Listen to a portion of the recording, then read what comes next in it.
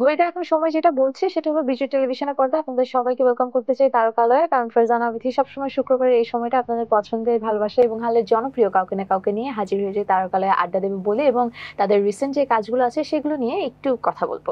আমার সাথে আজ তেমনই একজন তারকা রয়েছেন যার কাজ আপনাদের ভালোবাসিয়েছে, যার কাজ মুগ্ধতা ছড়িয়েছে এবং যার কাজ আজ মুক্তি পেয়েছে সেটিও মুগ্ধতা ছড়াবার পর্বে। আমাদের সাথে রয়েছেন মডেল অভিনেত্রী দিলরুবা দোয়েল। হ্যালো আপু। হ্যালো, কি অবস্থা, কেমন আছো? আছি আলহামদুলিল্লাহ, তুমি কেমন আছো? আমি তো খুব ভালো। তোমাকে দেখতে অনেক সুন্দর লাগছে Thank first you. Of all. And মানে আমাদের মেকআপ রুমে কথা হচ্ছিল যে তুমি বলছিলে যে আমি খুব পরিপাটি হয়ে থাকতে পারি না, কেন জানি জানো, মানে কেমন ওলটপালট থাকলেই ভাল লাগে। তোমার এই যে মানে সহজ সুলভ যেই আচরণ এবং সরলতা, এটাই যে কত কত হাজার হাজার মানুষকে অ্যাট্রাক্ট করেছে, সেটা কি তুমি জানো কিনা? আসলে কি তাই? হ্যাঁ, কিন্তু আমি তো এখন ইদানিং প্রতিনিয়ত ট্রাই করি, কারণ সবাই এত ফিটফাট থাকে, আমার মনে হয় আহারে আমিও যদি একটু থাকতে না পারতাম। এটা তোমার সিগনেচার আসলে, আমার মনে হয় তাই। মানে তুমি তোমার মাথাও আওলা, তোমার সবকিছু আওলা, কিন্তু তোমার কাজ এত গোছানো, সেটা হোক র্যাম্পে, হোক সেটা কোনো টেলিভিশন টিভিসিতে, হোক সেটা কোনো নাটকে, এবং হোক সেটা কোনো সিনেমায়। তো তোমার আজ সিনেমা রিলিজ হলো এবং জাজের পটু সিনেমা মুক্তি পেয়েছে, আজ হলে চলছে অলরেডি। কেমন লাগছে যে সিনেমা মুক্তি পেয়েছে, সিনেমার দিন আমার সাথে বসেছো তারকালয়ে? না না, তুমি তো আমার খুবই পছন্দের, থ্যাংক ইউ। মানে কয়েকজন এর মধ্যে তুমি অবশ্যই আমার খুবই পছন্দের। আর তোমার সাথে বসতে তাহলে ভালো কেনই লাগবে না? দিন শেষে তো we are friend, we are colleague, we are মানে ফ্যামিলি। আর ছবি মুক্তির জন্য যে বিষয়টা, যে ছবি মুক্তি তো বরাবরই ভালো লাগে, কারণ এত কষ্ট করে কাজ করা হয়, তো আসলে এটা মানে কখন সবাই দেখতে পাবে, কারণ আমার নিজেরটা তো আমি সবসময় বলবো যে ভালো, বা নিজে কিন্তু নিজের জন্য কখনো সাজে না, সাজে কিন্তু অপরকে দেখানোর জন্য। সেরকম আমাদের কাজের বিষয়গুলো, আমরা যেই সেক্টরে কাজ করি, এটা কিন্তু নিজের জন্য নিজের কাজ না। আমি কাজটা করার পরে তোমার কেমন লাগবে, আরো 10 জনের কেমন লাগবে, এটার জন্যই কিন্তু আমাদের অপেক্ষা করতে হয়, বা ওইটার কথা মাথায় রেখেই কাজ করতে হয়। তো মাত্র তো মুক্তি পেলো, আর এখন দেখি অডিয়েন্স, আর ঈদের পরবর্তী লটে এটা প্রথম সিনেমা, তো দেখি দর্শকরা কিভাবে সেটাকে অ্যাকসেপ্ট করে। বাট হলের যেটা দেখলাম যে উপস্থিতি ভালো, দর্শকের থাকে না যে ফার্স্ট শোতেই এত উপস্থিতি, that means something very positive, we are looking forward. হ্যাঁ, আমার কাছেও মনে হয়, কারণ হচ্ছে গিয়ে এটা আমি অভিনয় করেছি দেখে বলবো না, ওদের প্লটটা খুবই ডিফারেন্ট, এবং আমাদের এই ছবিটাতে ঈদে মুক্তি পাওয়ার কথা ছিল। তো আমরা জানি যে আমাদের দেশে হলের স্বল্পতা, এবং আমরা তো ঈদে আমাদের বেশ অনেক ছবি মুক্তি পেয়েছে, তো সেই সময়ে আসলে আর এটা করা হয়নি। এবং যেহেতু এটা জাজ মাল্টিমিডিয়ার ব্যানারে, জাজেরও তখন একটা ছবি ছিল জিন, তো আমরা যেহেতু রয়ে শুয়ে দিলাম, তখনও কিন্তু আমাদের ট্রেলার রিলিজ হওয়ার পর কিন্তু একটা ভালো মানে সাড়া ছিল। আমি আসতে চাচ্ছিলাম যে পটুর ট্রেলার মুক্তির পর কেমন সাড়া পেয়েছিলে? খুব ভালো, খুবই ভালো। স্পেশালি গানটাও যখন পটুর রিলিজ হলো, হয় না যে সমস্ত কিছুর মাঝখানে এটা তো আসলে খুবই মৌলিক গল্প নিয়ে এবং এত এত মানে ধরো এই সিনেমাটাতে আসলে এত এত নতুন মুখ, এত এত ক্যারেক্টার, এবং এত এত ডিফারেন্ট লুকে তাদেরকে দেখা যাচ্ছে, তা অডিয়েন্স তো আসলে এখন সারা পৃথিবীর জিনিস এক হাতে দেখে, কন্টেন্ট, তো তারা জিনিসটাকে খুব ভালোভাবে রিসিভ করেছিল। আচ্ছা, আজিজ ভাইয়ের সাথে যতবারই বসা হয়েছে ততবারই আজিজ ভাই বলেছেন যে যেই কাজ করবে, হোক সেটা 1 বছরের একটা বাচ্চা, হোক সেটা 100 বছরের একজন মানুষ, বৃদ্ধা কিংবা বৃদ্ধ, তাদেরকে সবাইকে অডিশন দিয়ে আসতে হবে। তো তোমাদের জাজের এই ছবিটা করার সময় কি এরকম ঘটেছে কিনা? হ্যাঁ, পুরো পটুর ক্ষেত্রে তো আসলে একদমই এরকম করেই ঘটেছে, কারণ আমরা জানি যে আমাদের পটুর যে মেইন প্রোটাগনিস্ট ছোট ছেলেটা পটু, তার ক্ষেত্রে এরকম হয়েছে।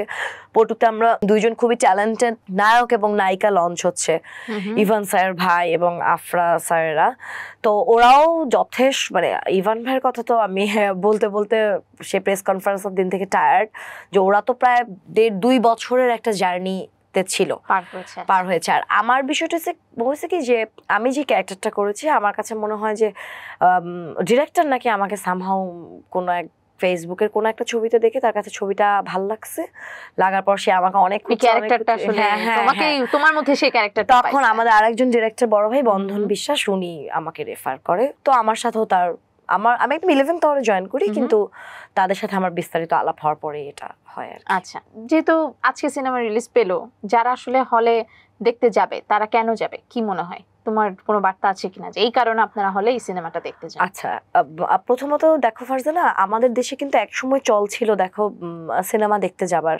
সিনেমা হল কিন্তু আমাদের বিনোদন বিকাশের কয়েকটা মাধ্যমের মধ্যে একটা অন্যতম মাধ্যম ছিল। ডে বাই ডে কিন্তু আমরা এই জায়গাটা থেকে হারাই যাচ্ছি, এবং পাশাপাশি যে আমরা আমাদের রিক্রিয়েশনের জন্য অনেক রকম মাধ্যম খুঁজে মানে বের করতে পারছি, বিষয়টাও কিন্তু তারা খুবই, এটা কিন্তু রেস্টুরেন্ট, ছবি তোলা, এই কয়েকটা কেন্দ্রিকই আসলে হয়ে গেছে। যে কোনোখানে হ্যাং আউট করতে যাবো তুমি আর আমি, আসলে তুমি আর আমি যে চলো একটু ঘুরতে যাই, এতদিন পর দেখা, কোথায় যাবো, কোনো একটা কফি শপ, আদারওয়াইজ কোনো অপশন নাই। তো আমার কাছে মনে হয় এই কালচারটা না ফিরায় নিয়ে আসা দরকার, কারণ প্রত্যেকেরই মানে হয় না যে আমরা যেই কালচার কুষ্টিতে বড় হয়েছি বা আমাদের বেড়ে ওঠা, আমরা তো আমাদের রুটকে ভুলে গিয়ে কখনো কিছু করতে পারবো না। এই জন্য আমার সিনেমা না, প্রত্যেকটা সিনেমা হলমুখী হলে বাচ্চাদের সাথেও প্যারেন্টসদের একরকম আদান প্রদান হয়, ফ্রেন্ডদের একরকম একটা কোয়ালিটি টাইম তারা স্পেন্ড করতে পারে। এই আমার মনে হয় যে হলে বসে সিনেমা দেখাটা ইটস লাইক মানে থাকে না যে তুমি যেটা বলে রিক্রিয়েশন, এর থেকে বড় কথা যে কাম পিস একটা সময় নিজেকে বেঁধে রাখার যে প্র্যাকটিসটা, এটা বাচ্চাদের থেকে শুরু করে বড়দের হওয়া উচিত। এক্স্যাক্টলি। আর সবচেয়ে বড় কথা, আমরা তো এত প্রতিবন্ধকতার মধ্যে আমাদের নির্মাতাদের ছবি বানাতে হয়, হল সংকট, সেখানে আসলে এরকম ঝকঝকে প্রোগ্রামে কখনোই বোঝা যায় না যে একটা শুটিং এর কি রকম মানে এফোর্ট থাকে। মানে এটা আমার মনে হয় যে আমি যদি এই মাধ্যমে কাজ করি, তারপরও টাইম আমার বাসার মানুষকে বোঝাতে কিন্তু কষ্ট হয়ে যায়, বা ওরা বুঝতে পারেও না খুব বেশি একটা। কিন্তু তাহলে এত কষ্ট করে যে এটা বারে বারে আমরা হয় না যে উঠছি আবার পড়ে যাচ্ছি, উঠছি আবার পড়ে যাচ্ছি, তো এই যে নির্মাতারা উঠছে আর পড়ে যাওয়ার মাঝখানে যে তাদের এই চেষ্টাটাকে আমরা যদি একটু রেসপেক্ট না করি, তাহলে দর্শক না আসে, তাহলে আসলে কিভাবে হবে? তাহলে একটু গল্পের একটু ছিটে ফোটা কি শুনতে পারি কিনা তোমার কাছে, কি নিয়ে পুটু আসলে? পুটুর যে প্রেক্ষাপটটা হচ্ছে কি, আমাদের ডিরেক্টর এটা ইতিমধ্যেই বলেছে অনেক সোশ্যাল মিডিয়া আছে, যে পটু একটা কমপ্লিট বাংলা সিনেমা। তো একটা বাংলা সিনেমায় আমরা বাঙালিরা যারা আমাদের রাগ, বিদ্বেষ, ক্রোধ, অভিমান, প্রেম, অনেক কিছুদের মধ্যে দিয়ে আমাদের জীবন পরিচালনা করতে হয় না, পটুটাতে আমার কাছে মনে হয় প্রত্যেকটা জিনিসই একদমই বিদ্যমান। আর একটা জিনিস যেটা না বললেই না, আমরা সবসময় বলতেছি যে ইদানিং আমরা দেখছি, দেখো বাইরের ছবিগুলো তো দেখছি, আমাদের দেশেও দেখছি যে অনেক পারফর্মাররা কিন্তু নানানভাবে উঠে আসতেছে। যদি আমরা আমাদের দেশের কথাই বলি, যে আমাদের নাসির ভাই এখন মানে ভাবতেই ভালো লাগে যে নাসির ভাই এরকম সুপার সেলিব্রিটি, কিন্তু নাসির ভাই আসলে 7-8 বছর আগে কোথায় ছিল, কিন্তু উনি তো ওনার পারফরমেন্স দিয়ে আসছে। এরকম সেন্টু নামে একজন আমাদের ছোট ভাই আছে, আব্দুল্লাহ সেন্টু, ওরাও কিন্তু ক্যারেক্টার আর্টিস্ট। তো তাই তার মানে কি অডিয়েন্স কিন্তু এই ক্যারেক্টারগুলো পছন্দ করতেছে। আমাদের এখানে এক ঝাঁক ক্যারেক্টার আছে যেটা একদম যারা রাজশাহীকে ওন করে, হুমায়ুন ভাইয়ের, আমার ডিরেক্টরের ভাই ব্রাদার তারা, এবং সিনেমাটা তাদের সিনেমা, মানে বিষয়টা এরকম। আমরা তো অনেক খানিকটা প্রফেশনাল জায়গা থেকে ও কাজটা করি, তারা কোনো কিছু না ভেবে যখন এটা করে না, কারণ তাদের পারফরমেন্স দেখলে মনে হবে এটা তারাই, কারণ তাদেরকে তো আমরা আগে কোনোভাবে দেখিনি। তো এই জিনিসটা আমার কাছে মনে হয়েছে যে খুবই পটুতে আমরা পাবো। আচ্ছা, পটু থেকে একটু বেরিয়ে এসে আমাদের পটুর কাছে যাই।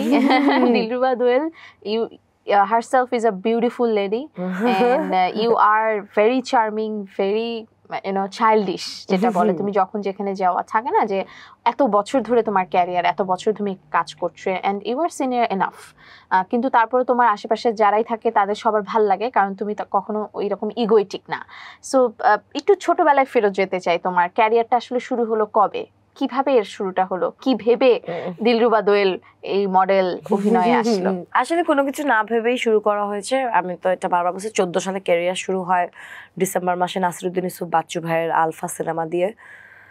মানুষটাকে এখন পর্যন্ত খুঁজে পাইনি যে আমার ছবিটা আসলে ওখানে প্লেস করেছিল।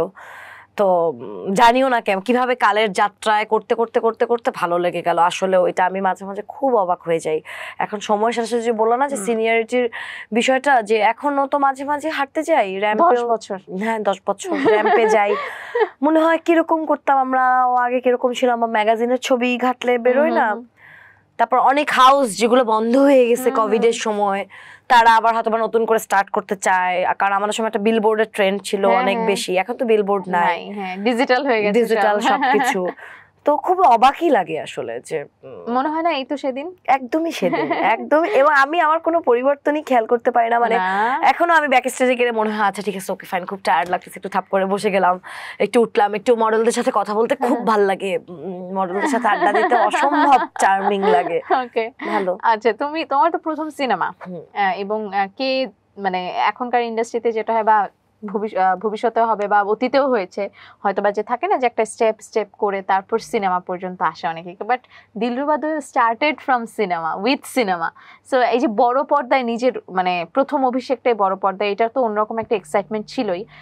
একটু জানতে চাই যে প্রথম সিনেমার অভিজ্ঞতা তোমার কেমন ছিল কাজ করার?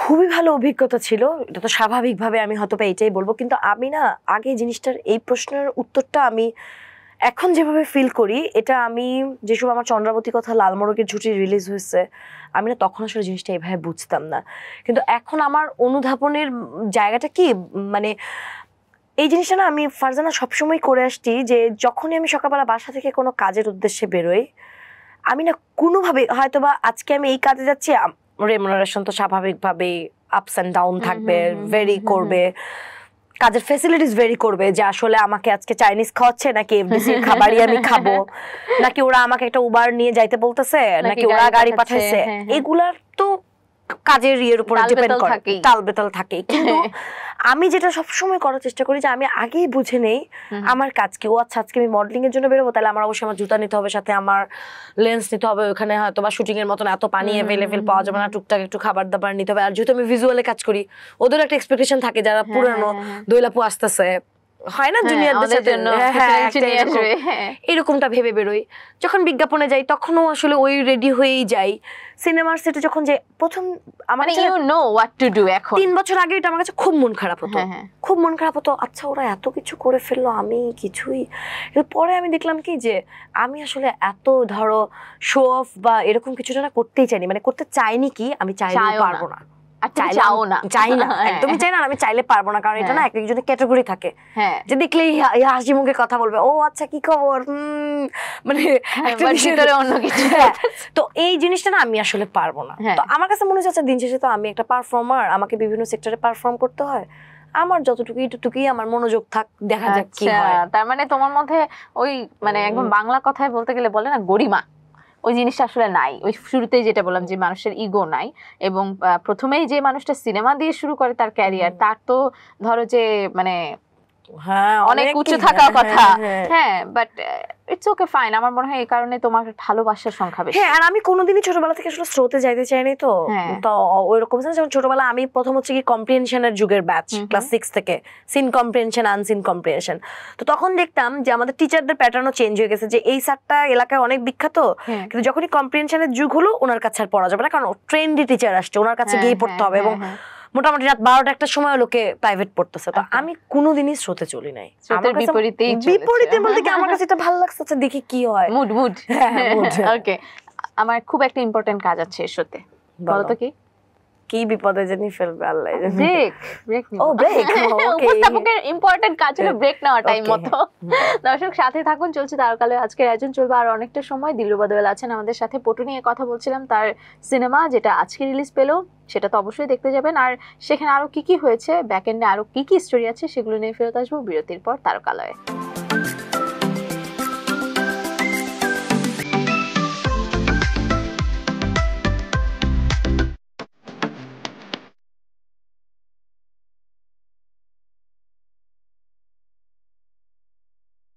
দর্শক বিরতি পর আপনাদের সবাইকে আরো ওয়েলকাম ব্যাক করছি তারপরে আজকের আয়োজনে ফেরজানা দেখছি আছি আপনাদের সাথে, এবং আপনারা যারা শুরু থেকে আমাদেরকে দেখছিলেন তারা তো জানেন আজকে কে অতিথি হয়ে এসেছে তারকালয়ে। আর যারা সোশ্যাল মিডিয়াতে দেখছেন তাদেরকে বলি আপনারা লাইক, কমেন্ট আর শেয়ারের ঝড় তুলে দিন, দেখা যাক পটুর ঝড় আসলে কতটুকু উঠে, কারণ আমাদের সাথে রয়েছেন অভিনেত্রী দিলরুবা দোয়েল। আর একবার ওয়েলকাম ব্যাক আপু। তারকালয়ের খুব ইন্টারেস্টিং একটা পার্ট আছে, সেটা হলো কুইক কুইজ। এটা খেলতে এসে অনেক তারকাই হিমশিম খায়, অনেক তারকার খুব ইন্টারেস্টিং লাগে, আবার অনেক তারকা বিব্রত হয়। সো খুব সহজ নিয়ম, শর্ট অ্যান্ড অনেস্ট অ্যান্সার দিতে হবে, যেটা তুমি always being freaking honest. So ready? প্রথম কোয়েশ্চেন, প্রতিদিন সকালে ঘুম থেকে উঠে প্রথম কোন কাজটা করো? ঘুম থেকে উঠে প্রথম এখন মোবাইল টিপি। ওকে, মোবাইল চেক করি। রেগুলার ইনবক্সে যে কমন মেসেজটি আসে সেটি কি? আপনাকে আমার খুব ভালো লাগে, প্লিজ একটা এসএমএস এর উত্তর দেন। হ্যাঁ, এরকম। কেউ বিয়ের প্রস্তাব দেয় না এখনো? না না, দেয়, ছেলে এত বড় হয়ে গেছে। দেয়। আচ্ছা, গরমে নয় শীতে বেশি বিয়ে হয়, কারণ কি তোমার কি মনে হয় শীতে কেন বেশি? আমার কাছে মনে হয় যে শীতের বিষয়টা হচ্ছে কি আমাদের বাংলা মিডিয়ামে যেহেতু বেশিরভাগ পড়ে ওদের ভ্যাকেশনটা ওই সময় থাকে, এটা একটা কারণ। তারপর হচ্ছে শীতকাল তো এমনিতে উৎসবের সময়, আমরা বাঙালি জাতি হিসেবে এইভাবেই জানি। আর সর্বোপরি যদি কারণটা বলতে চাই তাহলে আমার মনে হয় এটা মেয়েরাই এস্টাবলিশ করছে, কারণ শীতে মেকআপ নষ্ট হয় না। আমার মাথায় তো 18+ ঘুরতেছিল শীতে কেন বিয়ে হয়, আরামও লাগে নিশ্চয়ই। হ্যাঁ এরকম। আচ্ছা, বোনেরা বনে সুন্দর, শিশুরা মাতৃ করে, দোয়েল কোথায় সুন্দর? দোয়েলের জায়গাতেই সুন্দর। মেয়েরা অন্যের গহনা শাড়ি দেখে হিংসা করে, এটা সবাই বলে, তাহলে ছেলেরা কি দেখে হিংসা বেশি করে অন্য ছেলেদের? অন্যের বউদের খুব প্রশংসা করে। নিজেকে তুমি কি ভাবো, নায়িকা নাকি অভিনেত্রী? কঠিন প্রশ্ন না, আমি তো আসলে অভিনয়ই করি, তো অভিনেত্রী। কিছু নায়ক আর নায়িকার নাম বলবো, বিশেষণ দিবা এক শব্দে, যেটা তোমার মাথায় আসে। শাকিব খান সুপারস্টার।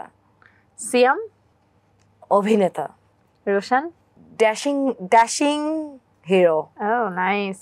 আদর Azad polite artist. Symon Sadik very good hearted person.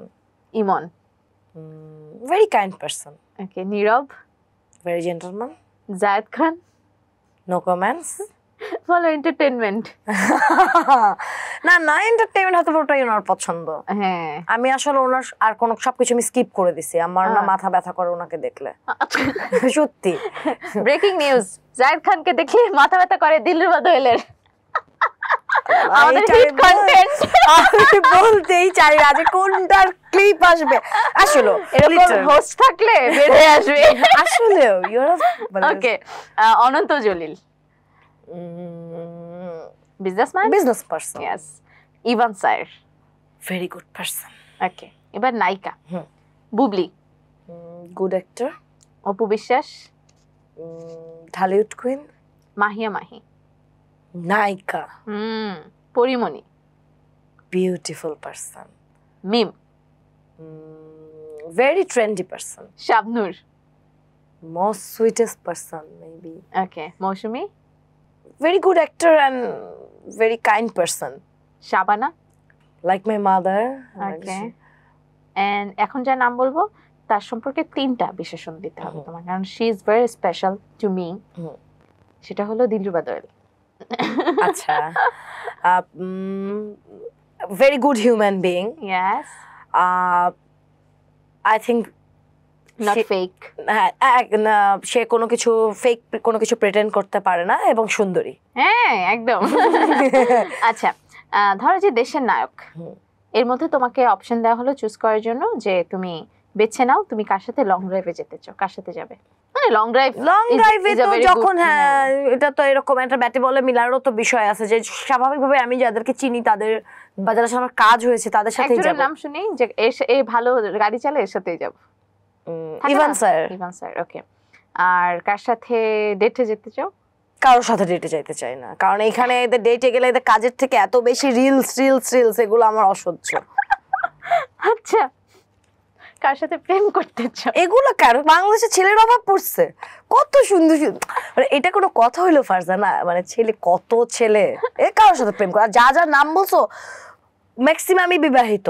আহা, থাকে না যে মনের ইচ্ছা। না মনের ইচ্ছা করার জন্য আমি একটা ঝামেলা টেনে নিয়ে আসবো না। আমার যেমন সিয়ামকে খুব ভালো লাগে, কিন্তু আমি ভাই ডেকে ফেলছি।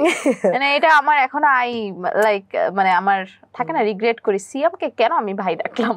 আচ্ছা, এটা জেনে যাবে নিশ্চয়ই। জানে, বলে দিছি। আমি তো রাখতে পারি না কিছু মনে।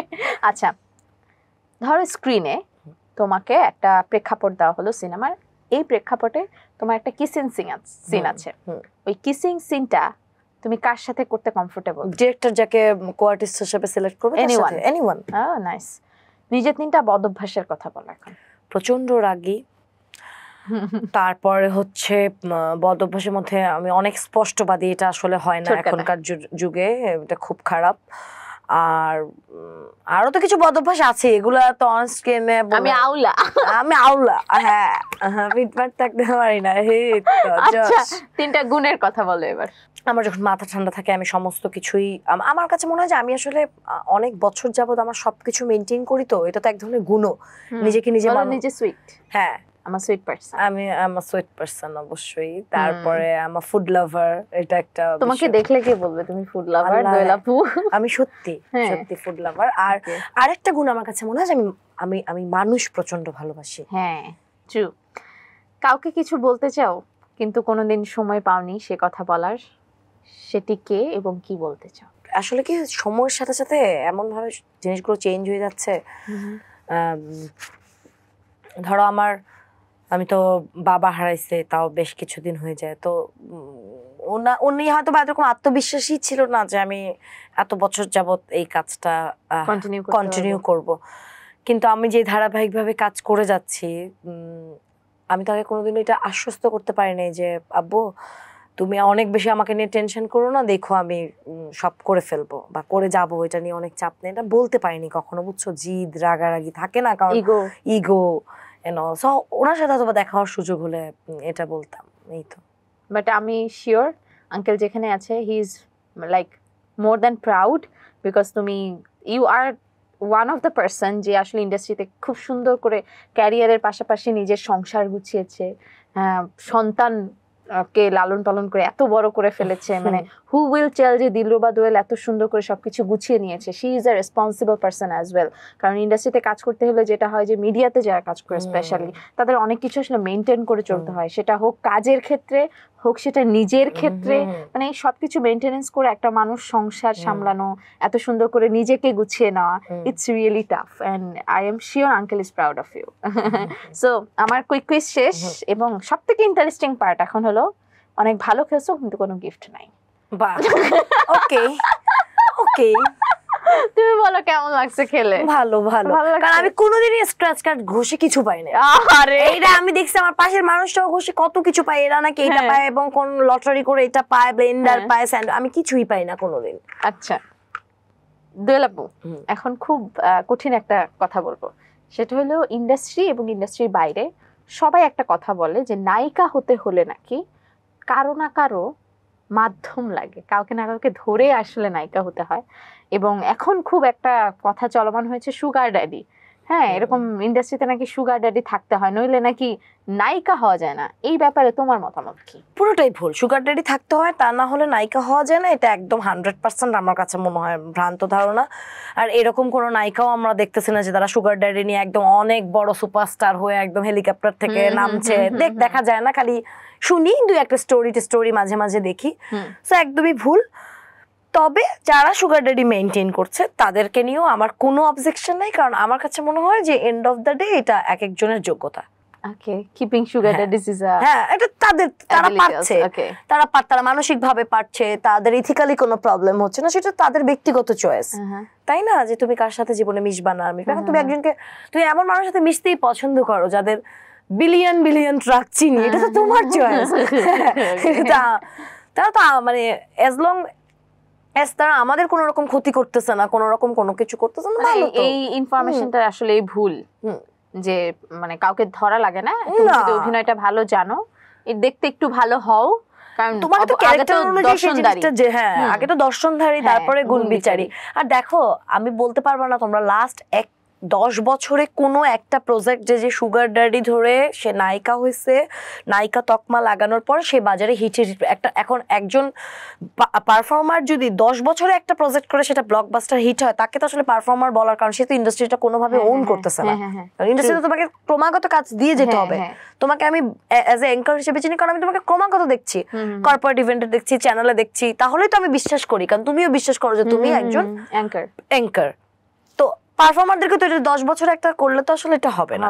এবং এরকম কোনো নাম নাই যে কেউ কাউকে ধরার পর সে একটা প্রজেক্ট করছে, সেটা একদম ব্লকবাস্টার হিট এবং তারপর থেকে তার এই নায়িকা তকমা লেগে গেছে, না থাকলে আসলে এরকম তো নামই নাই। সুগার সং কোনো স্পাইসি হবে না, কোনো এতেই কাজে হবে না। আচ্ছা, আমার একটা ওই ইম্পর্টেন্ট কাজটা আরেকবার আসছে, ওটা একটু নিয়ে নিই। দর্শক সাথে থাকুন। আমার ইম্পর্টেন্ট কাজ যেটা সেটা হলো ব্রেক না, সেটা নিয়ে আবার ফেরত আসবো তারকালে। ফারজানা বিথি আছে, সাথে আছে দিলরুবা দোয়েল, আপনাদের সাথে চাই বিরতির পর।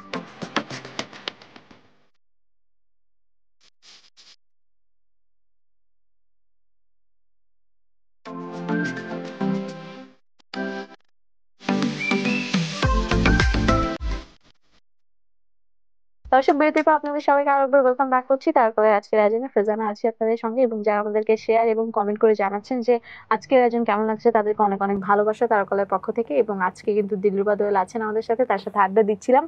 দোয়েল আপু, তোমার যে পটু ছবিটা আজকে রিলিজ হলো, সেটার যিনি ডিরেক্টর, তারও মানে একদম নতুন অভিজ্ঞতা সিনেমার ক্ষেত্রে।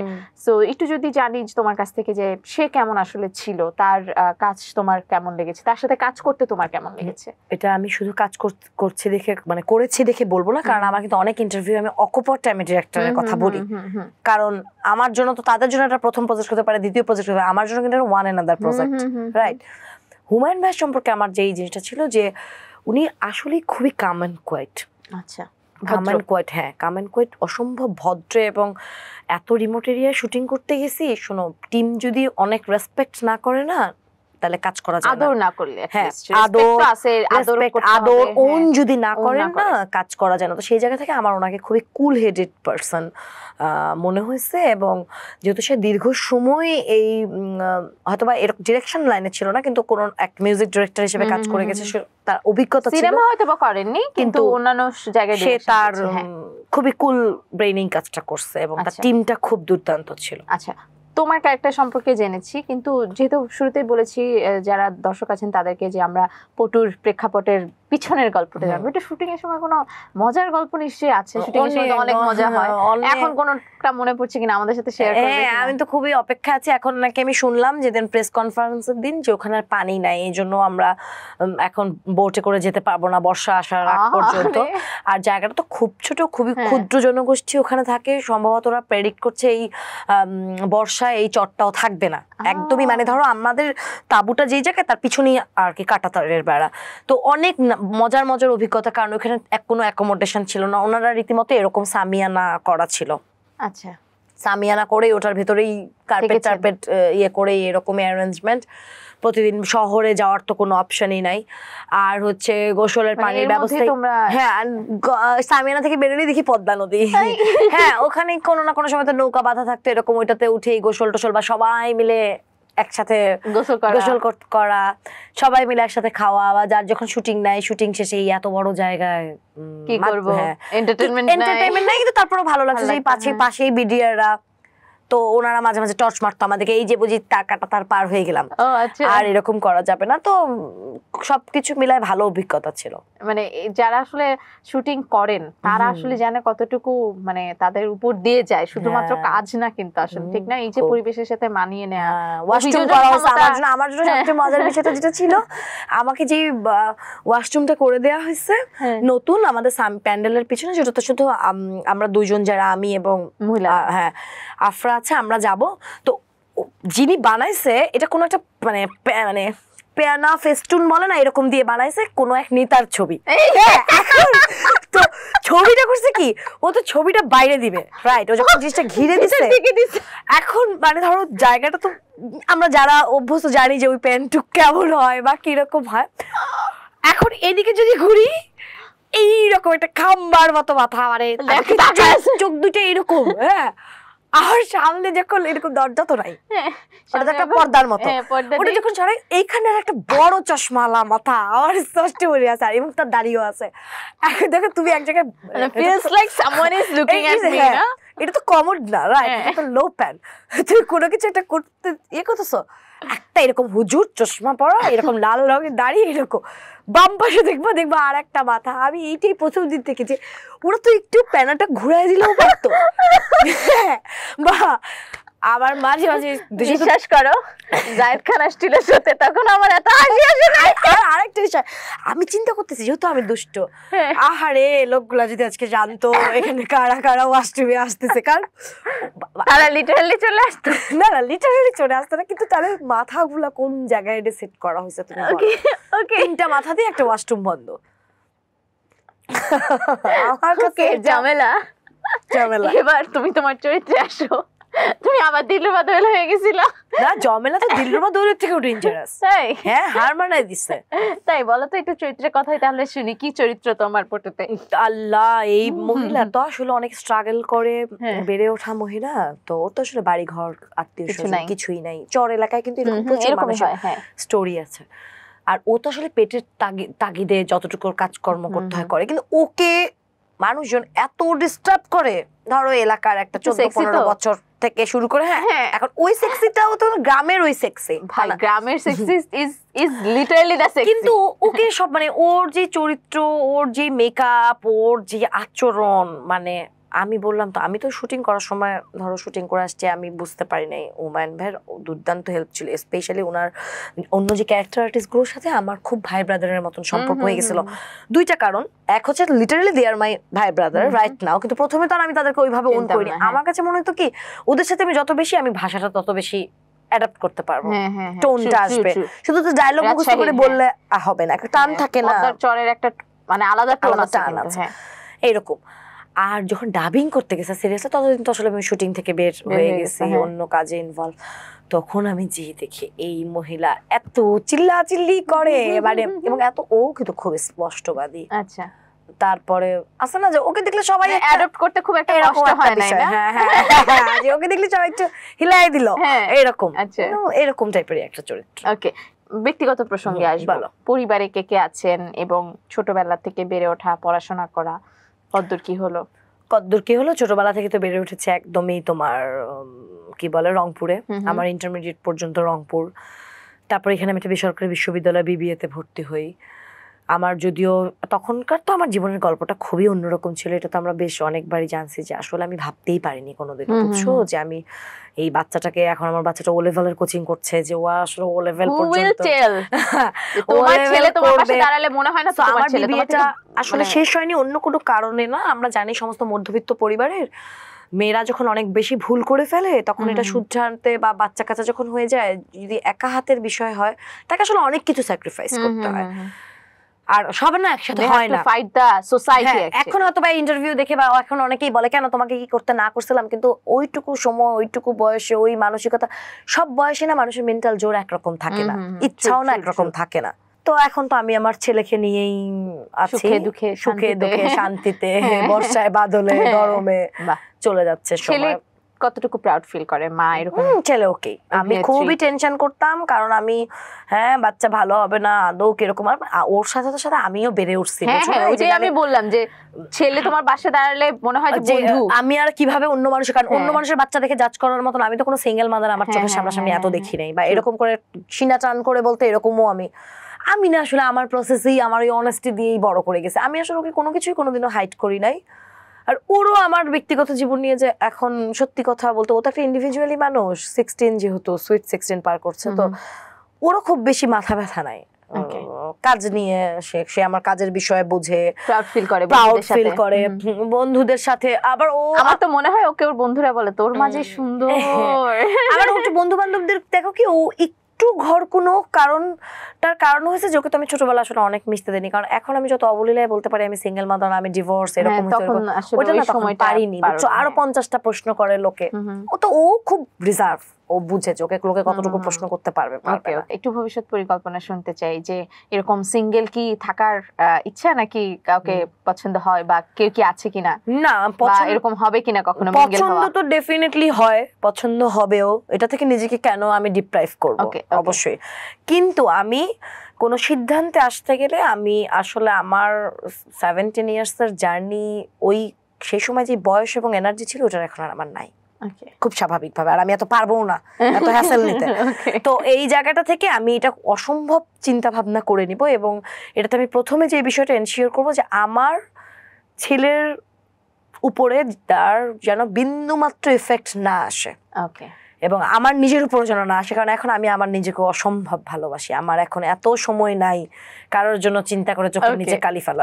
ওকে, আমরাও তোমাকে অনেক ভালোবাসি। একদম শেষ সময় চলে এসেছি, একটু ভবিষ্যতের কাজ নিয়ে শুনতে চাই। হাতে কোনো সিনেমা এখনো আছে কিনা, বা ভবিষ্যতে আরো কি কি কাজ আসছে দিলরুবা দোয়েলের?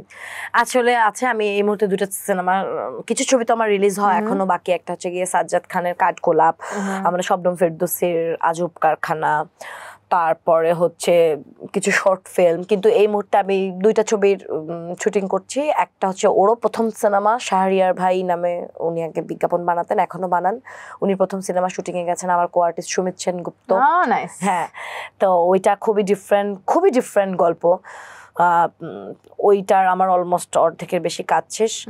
আর জনেরও আরেকটা ছবি করছি, অন্তু আজাদের, ওরও নতুন ছবি, ওটার মোটামুটি 30% কাজ শেষ। ওদের কিছু কাস্টিং এর চলছে, ওইটা আমরা আশা করি যে এটা মে মাসে শেষ করে ফেলবো, আর ওটা জুনে গিয়ে শেষ করব। মাশাআল্লাহ, তোমার ভবিষ্যৎ কাজের জন্য সবসময় যেরকম আমরা তোমাকে ভালোবেসেছি, ওইটার জন্য ভালোবাসা থাকলো, এবং অনেক অনেক পাখা মেলুক তোমার কাজ, আরো দুর্দান্ত কাজ আসুক তোমার ঝুড়িতে, এবং তুমি অনেক অনেক ভালো থাকো, সেই শুভকামনা রইল। আজকে কেমন লাগলো আয়োজনে এসে, এবং বিজয় টিভিকে কিছু বলার আছে কিনা ক্যামেরায়? হ্যাঁ, অবশ্যই টেলিভিশন চ্যানেল যখন আমাদেরকে ডাকে, বরাবরই এটা আমাদের জন্য অসম্ভব সৌভাগ্যের ব্যাপার। বিজয় টিভির সকল কলা কৌশলীদের জন্য আন্তরিক ভালোবাসা এবং শ্রদ্ধা। সবসময় আপনারা যেভাবে আমাদেরকে সাপোর্ট করে রেখেছেন, ওইভাবেই আমাদেরকে সাপোর্ট করে যাবেন, কারণ আপনাদের এই ছোট ছোট সাপোর্টগুলো আমাদের অনেক বড় বড় স্বপ্ন পূরণ করে। অনেক ভালোবাসা বিজয় টেলিভিশনে। Thank you so much Dilruba বাবু। বাকি কথা আমরা দর্শক আজকে মতো সাইন আউট করছি তারকালয় থেকে। তবে কথা দিচ্ছি নেক্সট উইকে হাজির হয়ে যাবো আপনার পছন্দের ভালোবাসার কি বাহালের জনপ্রিয় কোনো না কোনো নান্দনিক তারকাকে নিয়ে। সেই পর্যন্ত ভালো থাকুন, সুস্থ থাকুন, আর সবসময় যেটা বলি, থাকুন বিজয় টিভির সাথে। শুভরাত্রি।